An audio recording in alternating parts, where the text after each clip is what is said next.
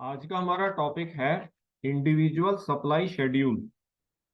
जब individual seller product की price को बढ़ाता है तो वह स्टॉक में उसकी सप्लाई बढ़ाता है।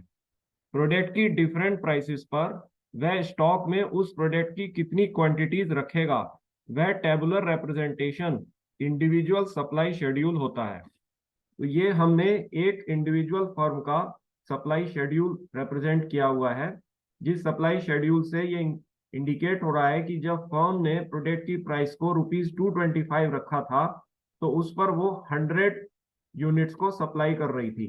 जब फर्म ने इसकी प्राइस को इंक्रीज कर किया टू ₹275, तो वो प्रोडक्ट की 200 यूनिट्स को सप्लाई कर रही है। यानी कि जब उसने प्राइस को इंक्रीज किया फ्रॉम 225 टू 275, तो उसने नंबर ऑफ यूनिट्स को भी की सप्लाई को भी इंक्रीज किया फ्रॉम 100 टू 200। तो ये पैटर्न फर्दर देखा जा सकता है to higher and higher prices as the firm increases to higher prices of ₹325 and then to ₹375 and then to ₹425।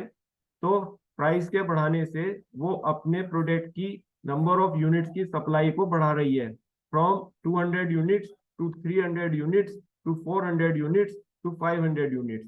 तो इस तरह से हर एक डेफिनेट प्राइस पर फर्म ने एक डेफिनेट नंबर ऑफ यूनिट्स को सप्लाई किया है, और ये टेबुलर रिप्रेजेंटेशन फर्म का इंडिविजुअल सप्लाई शेड्यूल होता है। Supply schedule shows A tabular representation of law of supply.